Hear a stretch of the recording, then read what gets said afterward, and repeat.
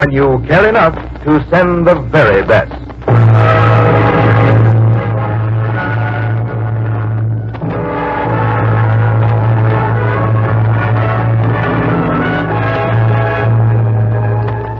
Tonight, from Hollywood, the makers of Hallmark greeting cards bring you a thrilling dramatization of the unforgettable story, The Devil and Daniel Webster, on the Hallmark Playhouse.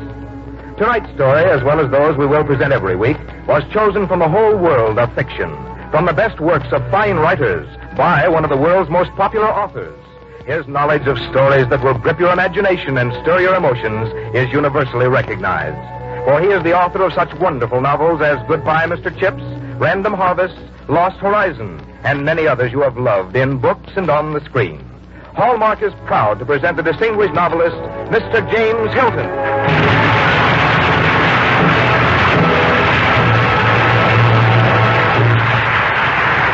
Good evening, ladies and gentlemen.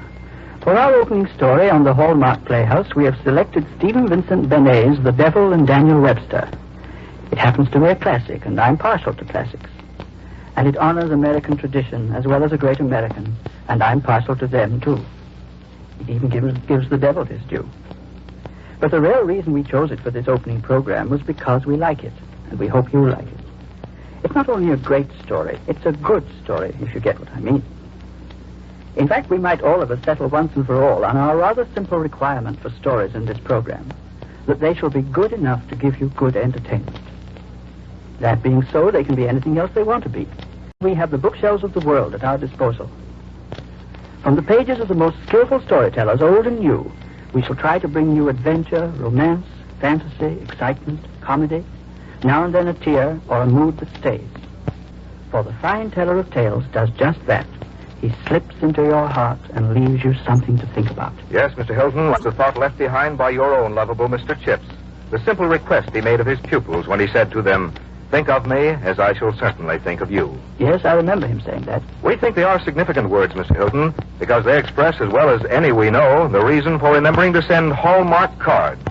For there is a Hallmark card for every occasion on which you want your friends to know you are thinking of them. Hallmark cards say just what you want to say, the way you want to say it. Won't you remember to look on the back of the card for those three identifying words, a Hallmark card. They tell your friends you cared enough to send the very best. Now, Mr. Hilton, we're ready for tonight's story. One of Stephen Vincent Benet's favorite figures in American history was Daniel Webster, and he wrote at least 2 stories about this famous American statesman and the legends that surround him. Here is his story of The Devil and Daniel Webster.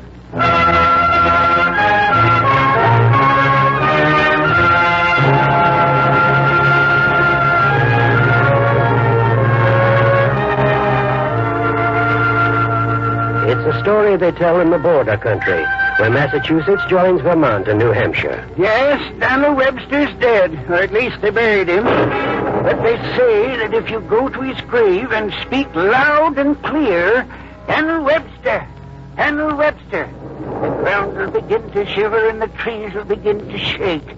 And after a while you'll hear a deep voice saying, "Neighbor, how stands the Union?" Then you better answer, "The Union stands as she stood, rock bottom and copper sheet, and one and indivisible." Or he's liable to rear right up out of the ground.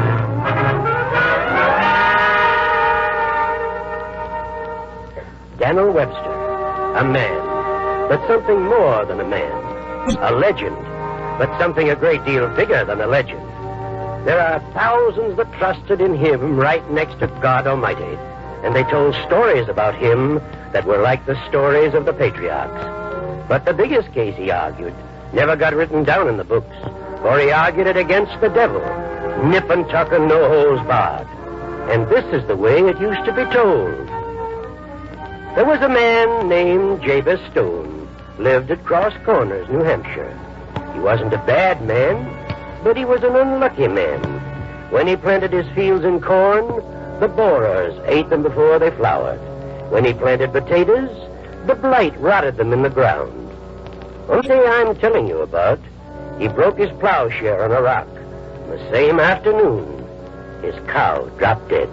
And that night, when he went out to have a look at his horse, Oh, Tom. Oh, Tom, where are you? Oh, Tom. Oh, Tom, where are you, fella? Oh. Oh, Tom. Cold. Stone cold. The cow and now the horse in one day. I swear it's enough to make a man want to sell his soul to the devil. And for 2 cents, I'd sell mine. Jabez Stone! Jabez Stone! Jabez Stone! What was that? Did someone call? Is someone out there?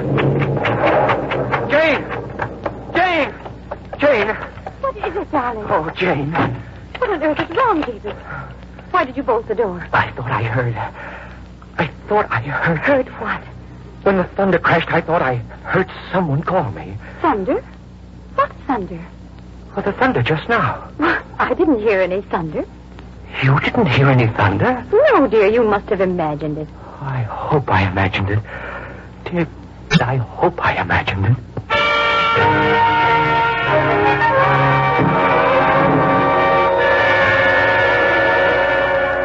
All the next day, Jabez Stone kept glancing over his shoulder as he went about his work. A growing uneasiness prowling inside him that would not be stilled. And sure enough, just after supper, a soft-spoken, dark-dressed gentleman drove up in a handsome buggy and asked for Jabez Stone. You sent for me, I believe, Mr. Stone? Well, not exactly. Not exactly. Now, Mr. Stone, the tones were most exact and unmistakable. Sorry I couldn't get here last night, but I'm on the road quite a bit, you know. I was busy in Europe. Who are you? I'm usually called Scratch hereabouts. Name's as good as any. We'd better walk out behind the barn. My wife might see you. As you like. Dogs don't like me somehow. It's rather sad. We've never had a dog down there. When I said that last night... You know, this could be a very profitable farm. Location's excellent. With a little influence properly applied, you could become a very wealthy man. There, let's sit on the fence. Take a look at it. Mm-hmm. You know what I see when I look around me, neighbor Stone? I see fields of plenty and a new barn. I see fat cattle and sleek horses. I see a fine house. And I see you, a prosperous gentleman surveying your domains. How does that sound to you? Oh, it sounds like heaven. It's not precisely the most appropriate word for it. In any case, it wasn't heaven that you called in for help. I didn't call on you for help. Pardon the contradiction, neighbor Stone, but you did most insistently. Well, let me see. The price mentioned was 2 cents, I believe. Of course, we'll raise that. I don't believe in driving a mean bargain. Suppose we make it 7 years of prosperity. 7 years? Of all the things you ever wanted for your wife and your children for 7 years. Prestige, position, money. Well, I don't know. I could hold you to the original bargain, you know. I could give you the 2 cents and take your soul right now. But I've had a good week, and I don't mind letting you get the best of me. You'll have everything you want for 7 years, neighbor Stone. I've worked so hard. I had such good intentions. Well, you know what road is paved with good intentions, Jabez. Here, give me a hand. Let's seal the bargain. I never thought I'd make a bargain with them. No, most men don't. But you'd be surprised how many of them are glad to do it when the shoe begins to pinch a little. Poverty becomes such a tiresome bedfellow. Come, neighbor Stone, I have business elsewhere. Give me your hand. Now, I'll just prick your finger with this pin. 1 drop of blood, and the bargain's official. There we are. Now, if you'll just put your signature to this document. Here's a quill. Better wrap your handkerchief around it. You may find it a little hot to handle. Sign on the bottom line, please. Very good, neighbor Stone. Very good indeed. Well, I'll be on my way. Is it dawn already? Time goes fast in my company, Jabez. Very fast. Very fast. Very fast. Oh, wait a minute.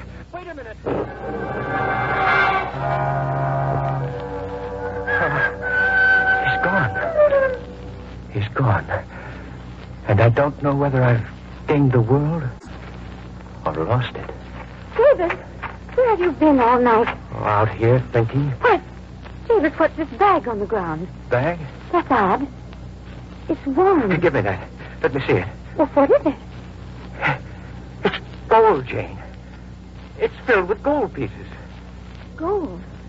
Well, where did it come from? It's mine. Yours? Where would you get a bag of gold pieces? It's mine. Mine. No, Jane. Here, take it and spend it. Buy whatever you want. Davis, I don't want any part of that money. No part of it? Oh, Davis, give it back. Wherever you got it, give it back. I can't. I've accepted it. I can't give it back. All right, Davis. I'd better be seeing to breakfast. Jane! I'll call you when it's ready. Then I've lost the world. I've lost the world.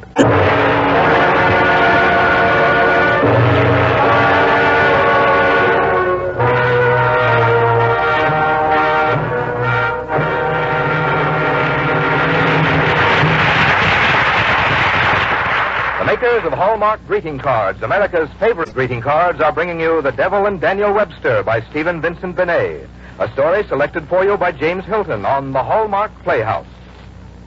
Now let's go back some 200 years to an 18th century drawing room in London. The occasion is a literary tea. Several elegant men in knee breeches and powdered wigs, and women in billowy skirts and lace caps, are gathered around the guest of honor. This is the man destiny has marked as the greatest of all English painters. Through sheer untutored genius, he has astounded the world of art and letters with the unique quality of his work. But William Hogarth, despite his greatness, is a simple man. And so, when he is asked a question concerning his genius, and the room grows quiet awaiting his answer, all he says is this: genius is nothing but labor and diligence. Yes, in addition to real talent, it does take real diligence to make the difference between what is ordinary and what is outstanding. And the folks who make Hallmark cards never forget that this is true. That's why so much painstaking care goes into the expression of even the simplest sentiment created by the makers of Hallmark cards. You see, they're not making just cards. They're making Hallmark cards, greeting cards that are warm and friendly and sincere. Cards that say just what you want to say, the way you want to say it. That's why Hallmark cards are America's favorite greeting cards. And that's why those 3 identifying words on the back, a Hallmark card, tell your friends you cared enough to send the very best. Now, James Hilton presents the second act of a great story by another famous writer, The Devil and Daniel Webster, by Stephen Vincent Benet.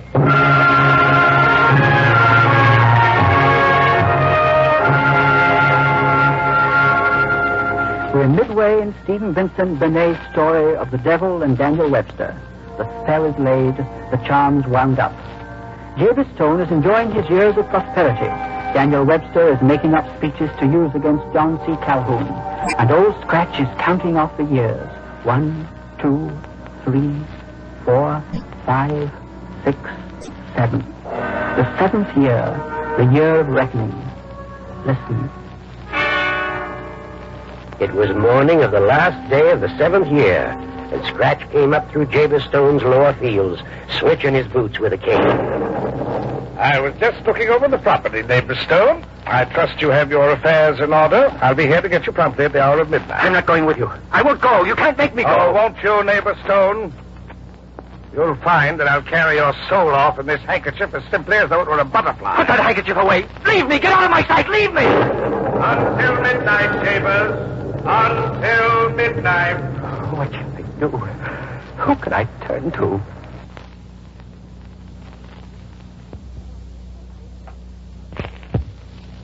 What can I do?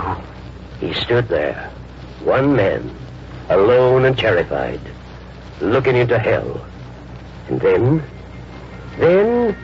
like a cool, peaceful hand, resting for a moment on his soul, the thought came to him, Daniel Webster. Daniel Webster. I'll go to Daniel Webster. I'll go to Daniel Webster.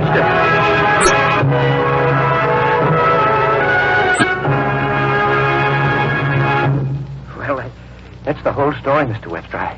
I can't tell you how grateful I am for you coming with me. If anyone can help me, I know you can. Well, neighbor Stone, if you New Hampshiremen aren't a match for the devil, we might as well give the country back to the Indians. It's almost midnight. I'm sure he'll be prompt upon the hour. Wouldn't you like to wait in the parlor? No, indeed. The New England parlor's too cold for me, but I'd love a New England kitchen. He'll be here any moment. Relax, Jabez. Sit quiet. Enjoy the fire. Oh, Mr. Webster. Mr. Webster, I should never have brought you here. I didn't realize what I was doing. Suppose he were to get you, too. Harness your horses and get out of here. Well, I'm much obliged to you, Neighbor Stone. It's kindly thought of, but there's a jug on the table and a case in hand, and I never left a jug or a case half finished in my life.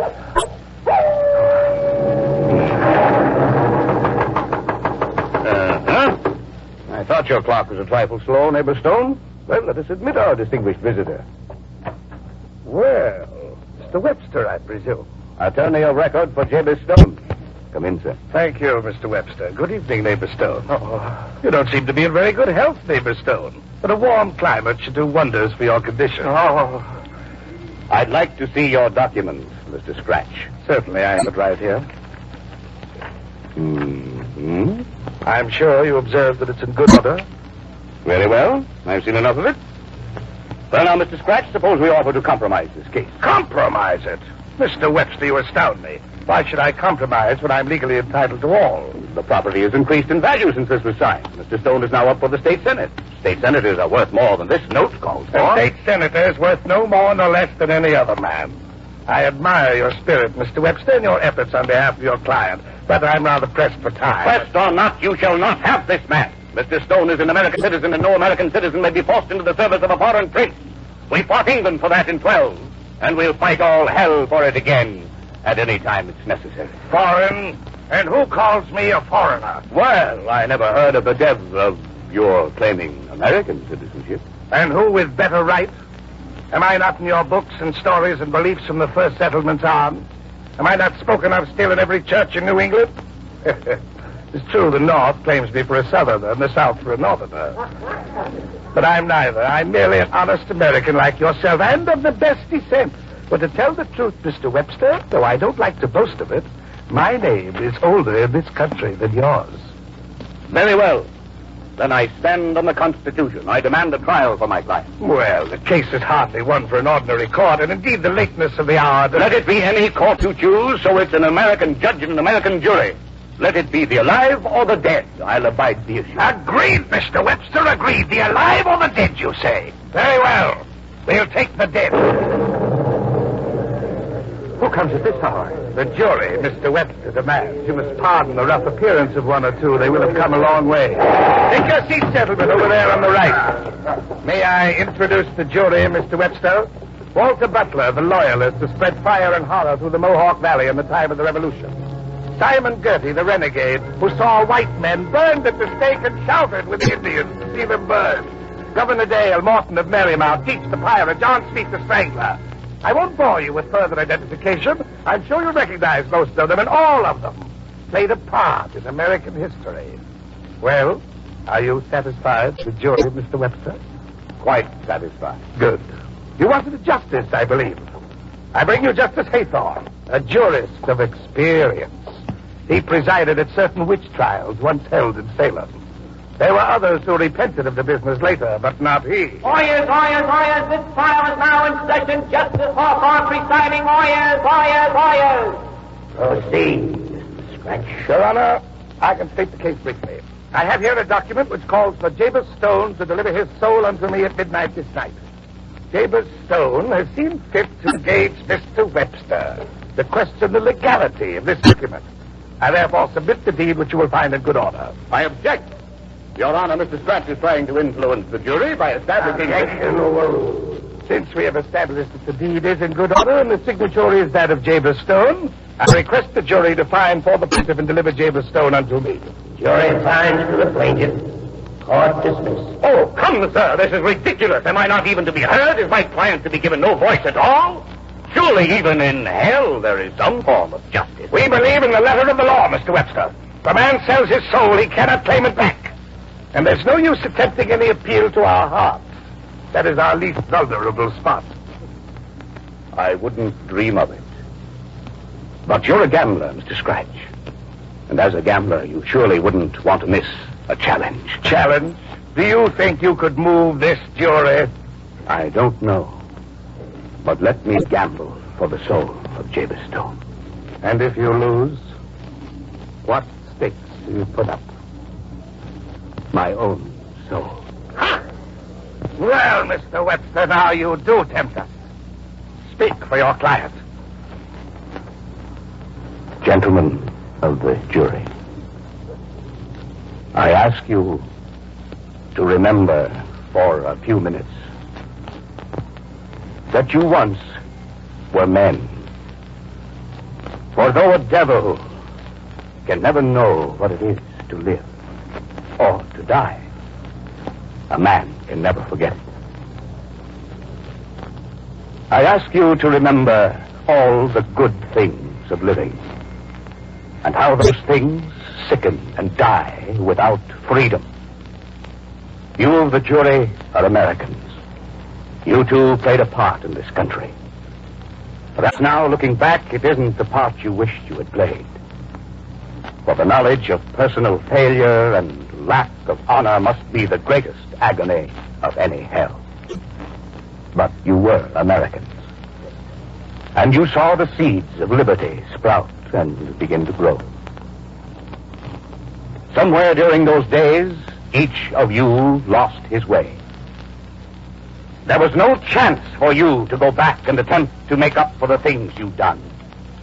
But now, you can let one man return from the edge of hell and start over for himself and for you. Gentlemen of the jury, I ask you to look at Jabez Stone. There he is. One ordinary, blundering American who had a run of hard luck and wanted to change it. Don't let him be punished for that through all eternity. Gentlemen of the jury, I beg you, remember what it is to love the one spot of land that each man calls his home. Remember what it is to love the one woman who tends your hearth fire, to hold your children within your arms, to plan and to dream and grow and live. Remember what it is to feel the wind of New Hampshire on your face and the earth under you and the red blood singing in your veins. Remember the sound of the word liberty and how that word caught fire and blazed until it became a light and hope and warmth to an entire world. Gentlemen of the jury, remember that you were Americans and are still Americans. And that this man who stands before you is of your flesh and of your dreams and of your soil. And you, and only you, stand between him and the devil. The defense rests. Jury will retire. Consider its verdict. The jury has considered its verdict, Your Honor. We find for the defendant, Jabez Stone. Perhaps it's not strictly in accordance with the evidence, but even the damned may salute the eloquence of Mr. Webster.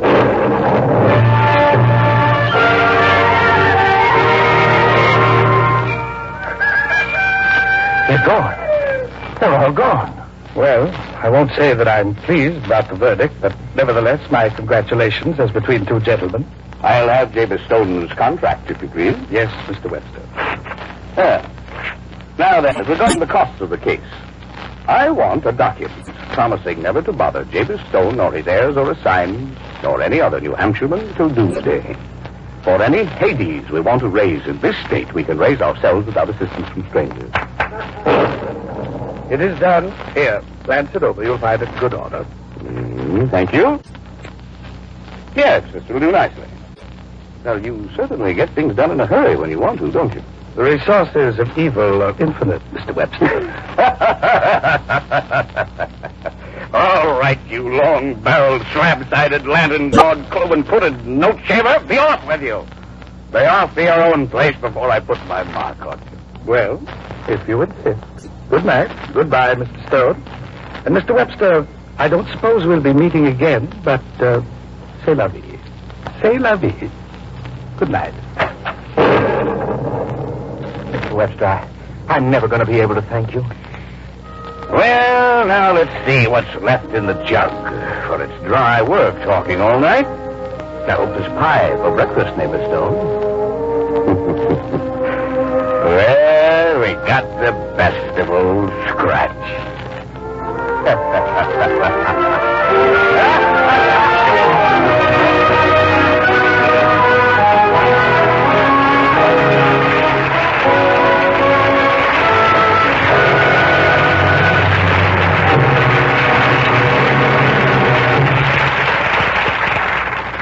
Well, that's the story of the devil and Daniel Webster. And they say that whenever the devil comes near Marshfield, even now, he gives it a wide berth. And he hasn't been seen in the state of New Hampshire from that day to this, thanks to Daniel Webster. In a moment, James Hilton will return, now that Daniel Webster has taken care of the devil and put him in his place. So, in one big jump, we leave the devil and open the gates of heaven. That is, the children's heaven, because I want to tell you about the Hallmark Doll Collector's Album. Children are going to have more fun than ever collecting Hallmark dolls, now that there's a lovely new album to put them in. It gives you a new and inexpensive way to make some child very happy. And during this introductory period, the album is only 25 cents when you buy one or more of the Hallmark dolls. You'd expect the album alone to be worth $1, but you can give your little boy or girl, or some little friend, the Hallmark Doll Collector's Album with 3 beautiful Hallmark dolls in it to start a collection for only $1. It's a wonderful and truly different gift that will make any child's heart leap with joy. Then later, you, or friends and relatives, can help complete the entire collection of 16 colorful Hallmark dolls. The dolls are as easy to send as any Hallmark greeting card and cost only 25 cents each. And each new doll added to the collection will mean a new thrill for a child. So stop in tomorrow and see this new album at the store where you buy your Hallmark cards. Remember, the album with 3 dolls in it to start the collection is only $1. Now here again is James Hilton. I think you'd like to know that Daniel Webster was played by John McIntyre and Mr. Scratch by Alan Reed, 2 of Hollywood's finest actors in 2 very fine parts. Now, next week, ladies and gentlemen, we present for the first time on the air a delightful romantic comedy by Douglas Welch called Mrs. Union Station. I won't try to tell you what it's about, but I'll say this much. We've certainly been having fun getting it ready, and I'm really looking forward to it. So until next week, this is James Hilton saying good night.